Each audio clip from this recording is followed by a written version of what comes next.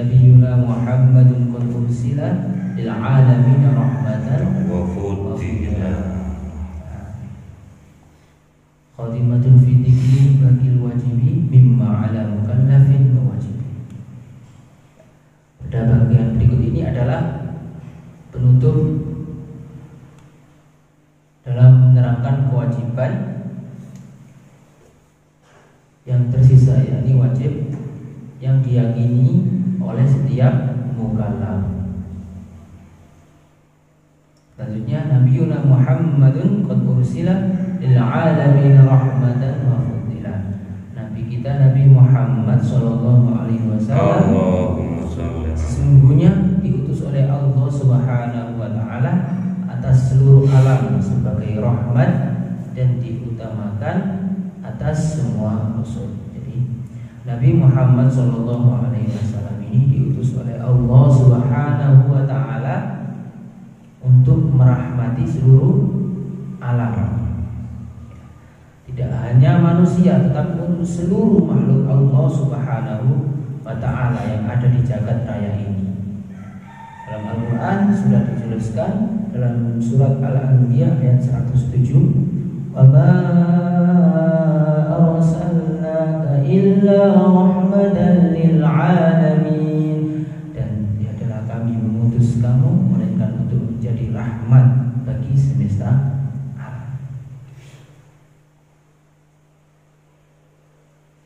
Jadi syariat Nabi Muhammad SAW ini tidak berlaku bagi orang Arab saja, tapi untuk seluruh umat manusia, bahkan seluruh makhluk ya,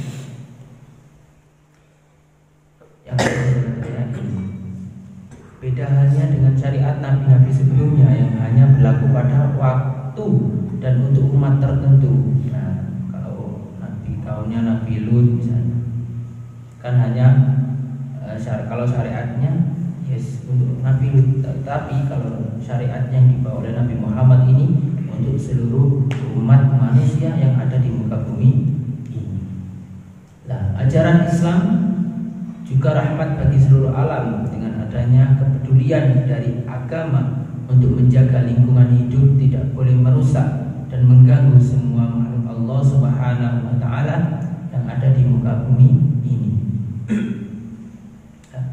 Salah satu bentuk rahmat Allah Subhanahu wa taala kepada umat Nabi Muhammad sallallahu alaihi wasallam adalah ditangguhkannya siksa bagi orang-orang yang melanggar aturan-aturan Allah Subhanahu wa taala hingga di akhirat nanti. Jadi kita sebagai umatnya,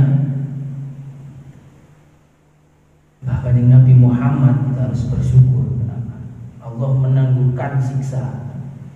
Jadi sebenarnya kita harus bersyukur dan jangan sering-sering ngersulo sambat. Ya Allah, masih bersyukur ketika kita melakukan maksiat tidak dihukum langsung, tapi Allah masih memberikan dispensasi agar apa? Kita untuk selalu berbenah diri.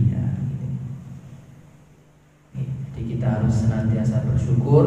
Mengapa? Karena ketika kita melakukan sebuah kesalahan atau sebuah kemaksiatan tidak dihukum secara langsung. Tidak seperti yang dialami umat nabi-nabi sebelumnya.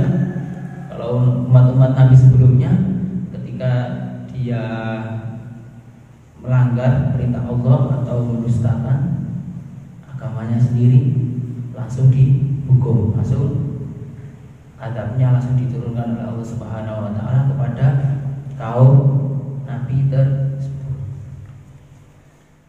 Nah, selain itu umat Islam wajib meyakini bahwa Nabi Muhammad SAW adalah makhluk Allah yang paling mulia. Para ulama menegaskan bahwa di antara 25 rasul yang wajib diketahui ada 25, tapi ada lagi yang lebih utama dari 25. Ada 5 nabi yang mendapatkan julukan atau gelar ulul azmi. Yang pertama adalah Nabi Muhammad sallallahu alaihi wasallam, yang kedua Nabi Ibrahim, Nabi Musa, Nabi Isa, Nabi Nuh. Nah, itu 5 nabi yang mendapat gelar ulul azmi.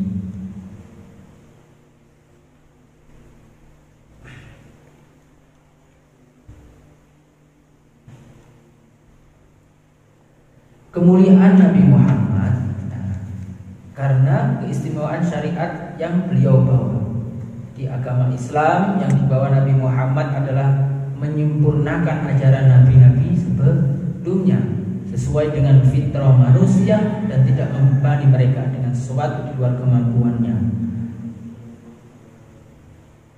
Jadi syariat yang dibawa Nabi Muhammad ini, agama Islam ini merupakan agama yang dinamis, di mana agama tersebut bisa menyesuaikan dengan keadaan. Jadi enggak stagnan.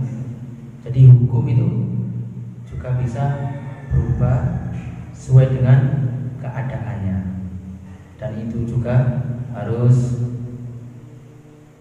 berkiblat lagi kepada ulama, ijtihad ulama.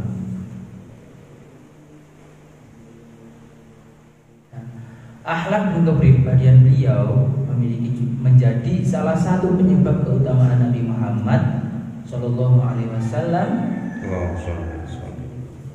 yang ditegaskan dalam Quran surat Al-Qalam ayat 4, wa innaka la'ala khuluqin 'adzim, dan sesungguhnya kamu benar-benar budi pekerti yang agung.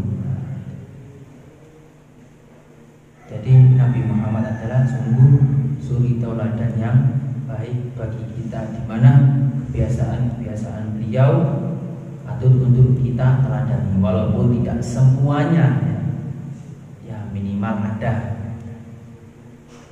Selanjutnya, Abuhu Abdullah Abdul Muttalib wa Hashim Abdul Manaf Yandasib wa ummuhu Aminah Suriyah Ardu'atul Halimatus Sa'diyah. Ayahanda Nabi Muhammad adalah bernama Abdullah bin Abdul Muttalib bin Hashim bin Abdi Manaf yang nasabnya bersambung. Siapa tahu? Abdullah, nama ayah Nabi Muhammad Abdullah bin Abdul Muttalib bin Hashim bin Abdi Manaf, dan ibunya bernama Siti Aminah Az-Zuriyah, yang menyusuinya adalah Halimatus Sa'diyah. Ibu ini bernama Siti Aminah, yang menyusui siapa? Halimatus Sa'diyah. Jadi garis keturunan Nabi Muhammad SAW ini adalah dari golongan suku Quraisy, yang satu kelompok yang sangat disegani di tanah Mekah. Ayah beliau adalah Abdullah bin Abdul Muttalib bin Hashim bin Abdi Manaf bin Qusay bin Kilab bin Murrah, sedangkan ibunya bernama Aminah binti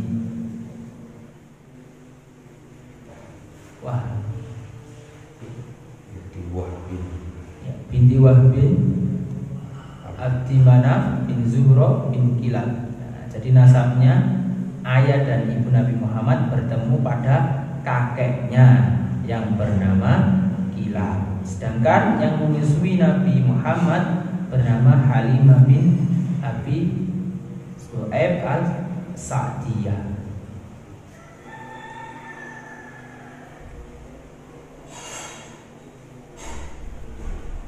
Selanjutnya tentang biografinya. Maulidu bima katal amina wafatu bitaidal madina atama qablal wahi arba'ina wa umruhu qad jawaza sitina. Nabi Muhammad lahir di Mekah, ya, dan meninggal dunia di Madinah, Thaibah, yaitu Madinah. Nah, dimaksud wafatuhu bi Thaibah. Thaibah itu adalah Madinah. Umur Nabi Muhammad 40 tahun sebelum menerima wahyu, sedangkan usia Nabi Muhammad pada saat wafat melebihi tahun, yakni 63 tahun. Jadi Nabi Muhammad wafat pada usia 63 tahun.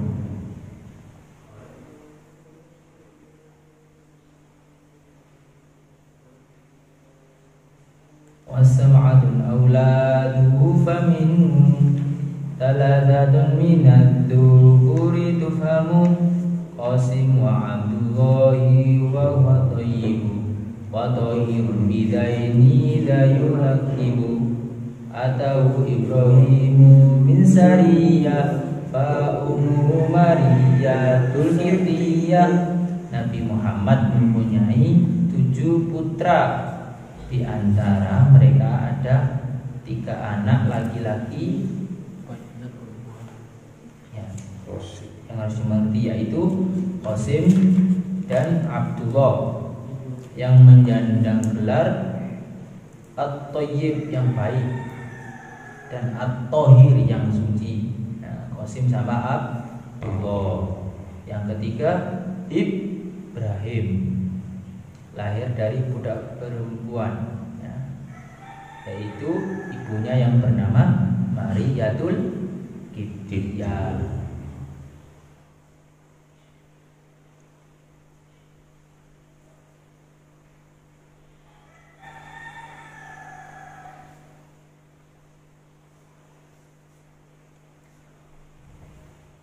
Selanjutnya wa ghairu Ibrahimu min Khadijahum sittatun fakhud bihim walija. Selain Sayyid Ibrahim, putra Nabi lahir dari Sayyidah Khadijah radhiyallahu anha, mereka semuanya ada 6. Ya, ada 6. Wa arba'atun minal inati tudkaru ridwanu rabbi li jami'iyut karu. 4 putra Nabi akan disebutkan berikut ini. Semoga ridho Tuhanku kepada semua selalu disebut. Fatimah Zahra ba'luha Ali wa ibnahu Mansibani fatuhum jali fa Zainabun wa ba'daha Ruqayyah wa Ummu Kulthum iza kadradiyah. Keempat putri Nabi tersebut adalah 1 Sayyidah Fatimah Zahra yang bersuami Sayyidina Ali, dan memiliki 2 putra, siapa? Sayyidina Hasan dan Sayyidina Husain, yaitu 2 cucu Nabi yang tampak keutamaannya. Yang kedua Sayyidah Zainab, yang ketiga Ruqayyah, dan yang keempat Sayyidah Ummu Kulsum yang suci dan diridhoi.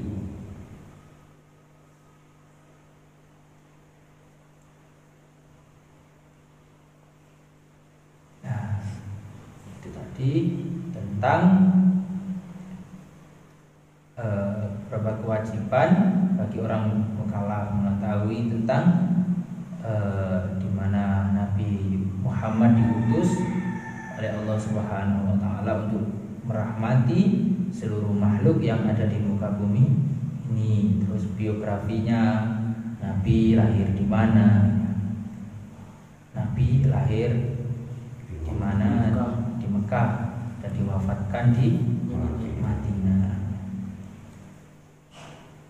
Terus selanjutnya tentang istri-istri Nabi kita lanjut pada minggu depan ya. Mungkin itu saja yang bisa disampaikan. Kurang lebihnya ini sesuatu mustaqim. Semoga bermanfaat. Amin ya rabbal alamin. Allahu a'lam. Rabbana anfa'na bima 'allamtana, Rabbi 'allimna alladhi yanfa'una, Rabbi faqihna wa faqih ahlana wa qurabati lana fi dinina.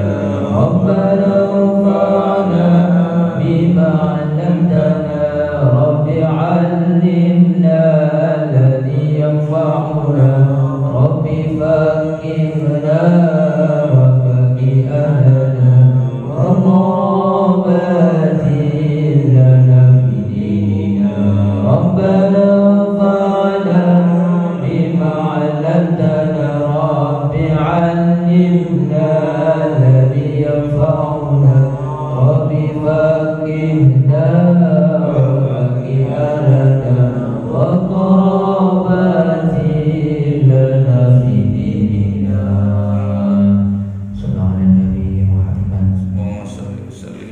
warahmatullahi wabarakatuh.